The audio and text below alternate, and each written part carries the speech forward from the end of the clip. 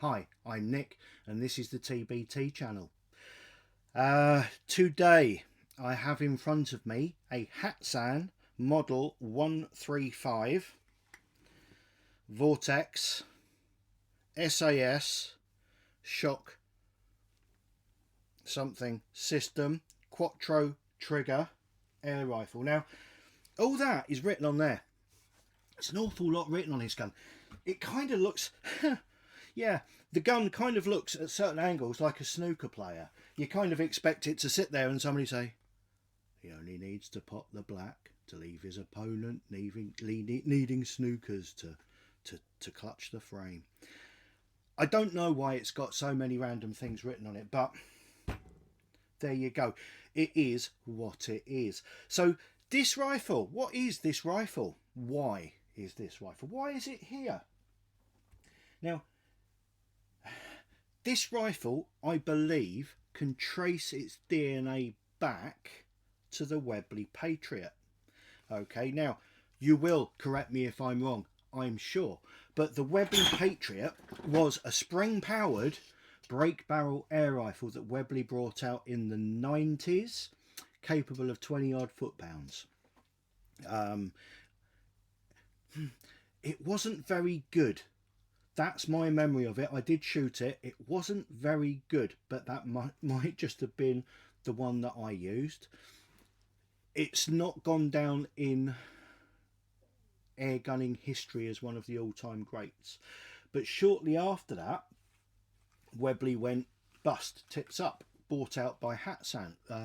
After Birmingham, the Webleys were made in Turkey, and that's where Hatsan are based. Now, Hatsan are firmly a budget brand, but I've had Hatsan shotguns, the Escort shotguns, and they were perfectly good. They really were a good quality but budget item. So I have no reason to suspect that a Hatsan air rifle would be any different.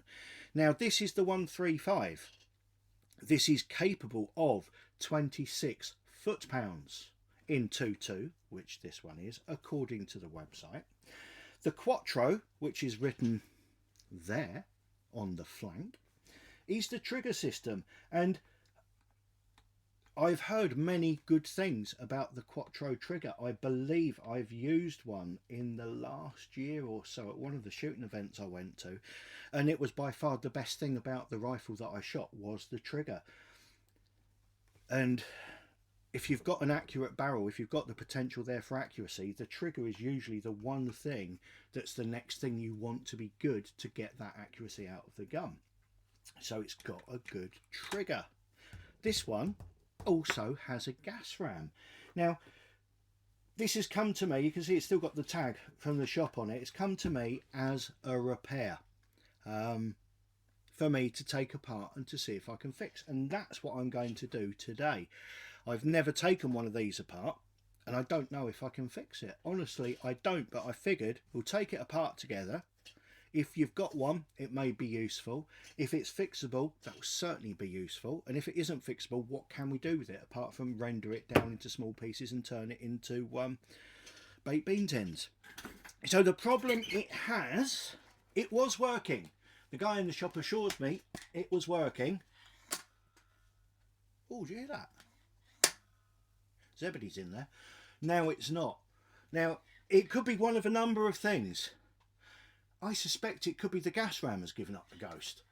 And I believe, possibly, that this is a sealed unit gas ram. If it is, we'll have to do some hunting around for parts. Now, so I've cocked that, but you could see there was no pressure. But just to be safe, I'm going to put that there and... Right, let's see if the trigger's activated. Hey, it's a nice trigger. That is a nice trigger. Nice two-stage, second stage, very, very crisp. Very crisp. So, it's not working. 26 foot-pounds, my bottom, my left foot. It ain't doing nothing. So, let's take it apart and see what we've got inside. Now, I'm going to need reading glasses. I'm going to need a bit of patience from you guys because this is the first time I've tried to take this apart.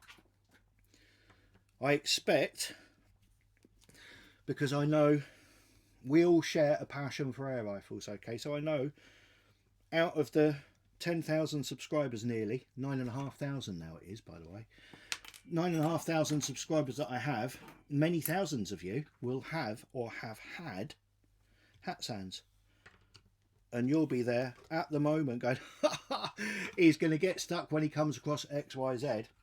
And you know what, you're probably right, but we'll burn that bridge when we get to it. So I'm already concerned by what I can see at the front there. I've taken the front stock screw out and it looks like there's a bloody castle nut underneath it, and if that's the case, I'm going to have to pause the video while I find a way to deal with that. I love it. Right. But there is no point in me doing something all prepared and slick and nice, and this goes like this and this. It can come across that way with the Weihrauch stuff or the air arm stuff. Because let's be honest, I take those apart a lot. That's a regular thing. I can not do it with my eyes shut because I'd fall over, but I can certainly do it without, you know, I know how to do it. Now I took that little screw off the other side and immediately got worried. This is another thing, okay? Sometimes I make mistakes while I'm talking to you, like while I'm doing this. I'll say something and I'll get the wrong word. I can't smell me worms properly. What you got to remember is, because I don't write anything down, I don't know what I'm going to see before I get to it. I could be talking to you while I'm looking at this and I see that, and my mind immediately says, what the hell am I going to do? Have I got anything I can do that while I'm on the camera? But my mouth carries on talking to you, so I might make mistakes. I'm not really concentrating on the talking bit. Now when I've turned it over, I've seen this big old bruiser here. This it's not a crosshead, it's got a cross on it, but it's to accept a slotted screwdriver in either position. So that, I'm thinking, goes all the way through to the castle nut on the other side. Bloody hoping so, anyway.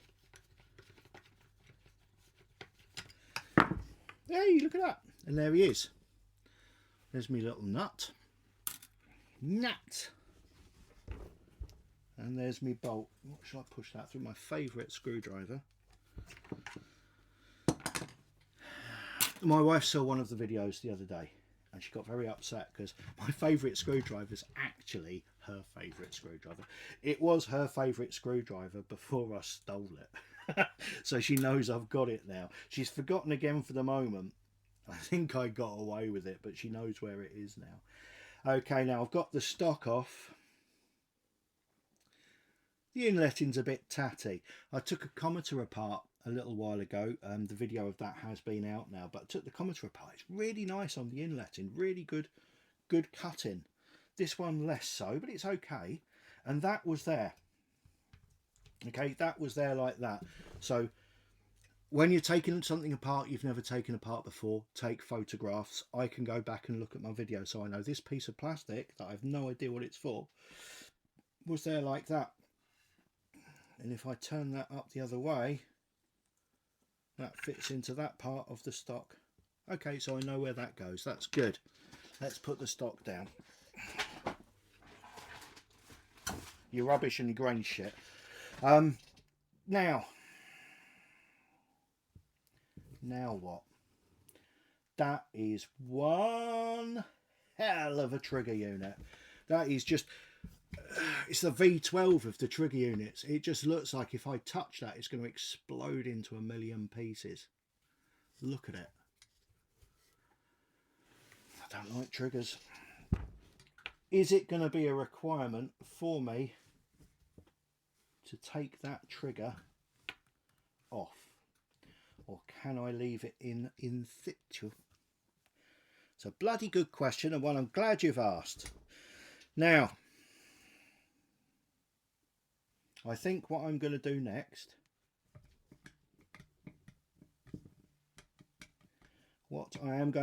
is I'm going to remove the barrel.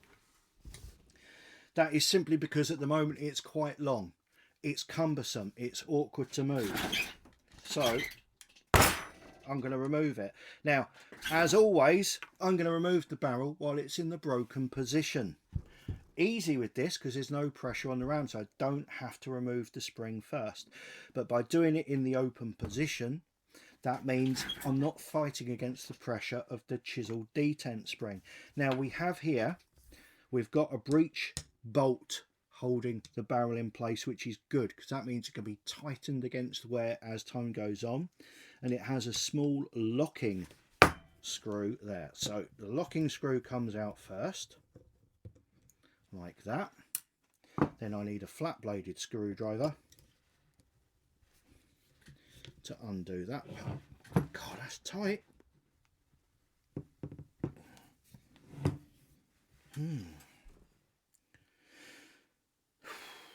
Why is that so tight?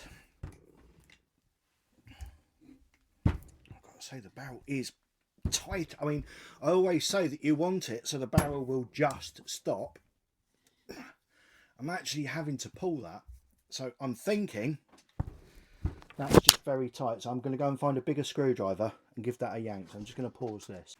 Plan B, I've put some oil to try and free up that screw. It's bloody tight. I don't like it at all. I've put some oil on there so I can come back to it later, see if that's freed it. If it hasn't freed it, well, do you know what? Let's get in and see if we can repair the gun first anyway. I might be wasting my time doing that when the gun is actually US. So let's carry on. Now I have got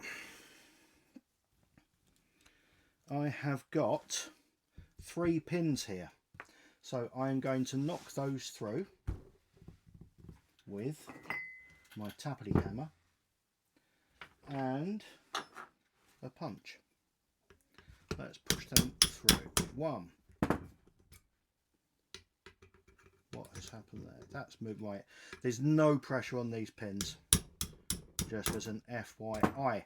That does not mean there won't be pressure on the pins if you take yours apart, because yours could be pressurized. I very much suspect this one is not. So those 3 pins are through. Treating it as if I would treat it if it were one that was working, if it were your one. Leave something in one of those holes, okay, just so that you know if it were to shoot out, it's going to be kept captive. Okay, so we're just going to leave that one, or that one. No, we're going to leave that one through there. Okay, so if it were to suddenly fly out, that's going to keep everything in place. That's a safety feature.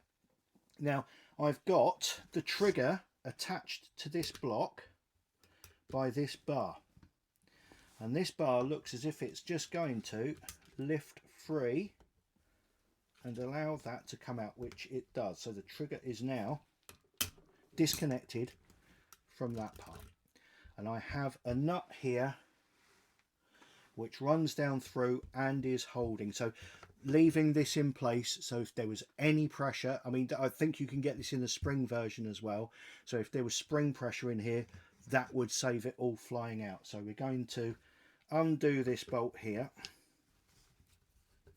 like that. Now forgive the paint on that one, it's just the biggest clunkiest screwdriver I could find when I was trying to undo that bit, and I didn't want to damage one of my gunsmithing ones because they're very expensive. So that comes out of there. We've got a little bolt with a little star locking washer. Now we would expect this to be able to come out that way. Removing that, it would appear this is not the case, but I do not know why.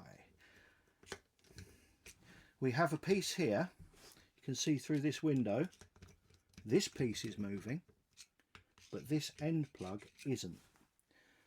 So I'm going to treat it very gently for the moment until I know why that piece isn't moving. It could just need a tap.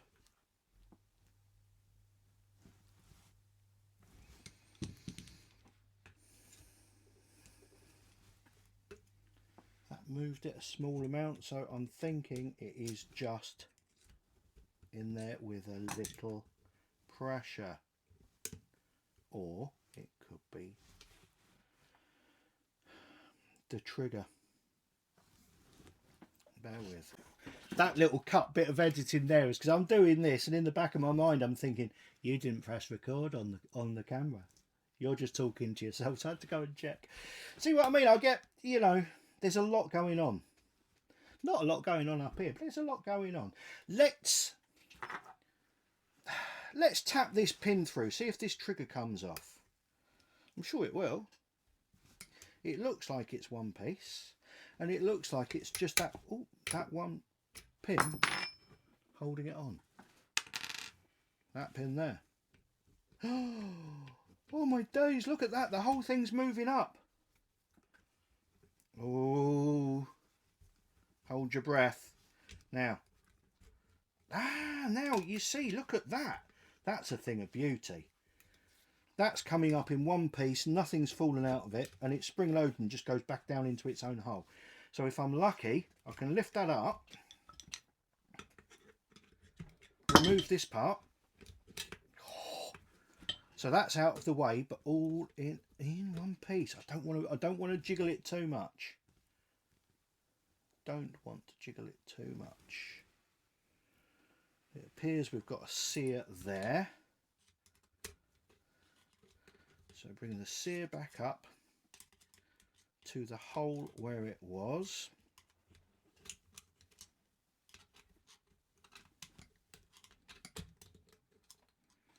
Where's my pin? Putting my pin back through its original hole to hold the sear where it wants to be. There.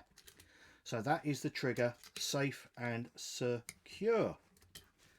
Now actually, can I remove it from its constraint there?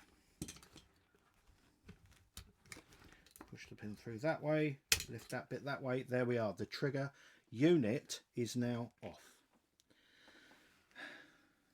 With that part there. And that part there. Now hopefully we can see how we're going to get the rest of the gun apart.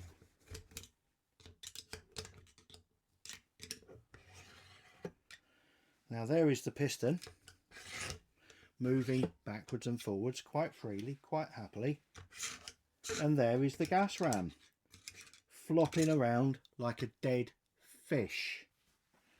That is not a good sign. Not a good sign at all. Let's get this out. Now that I know there's no pressure on here, we'll just tap him through. Bosh. There we go. That's the back plug out. Now, piston, and there is our gas ram. We've got writing on here: Vortex gas piston type 2, made in Turkey, patent pending.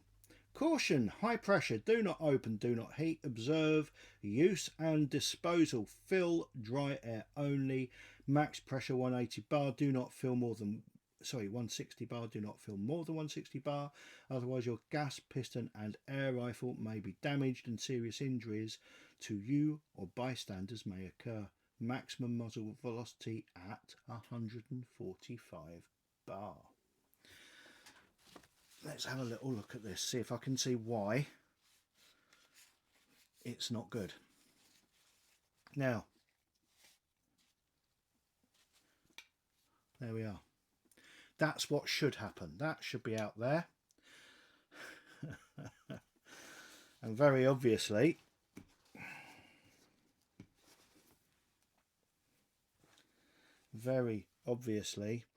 that bar that just came out has gone back in again, and now it's stuck there. There was a certain amount of pressure that pushed it out that way, but certainly not 160 bar. From my experience with gas rams, here is one that I'm going to be putting in an HW80 at some point that I bought in mistake for an HW90. That's an HW80 gas ram.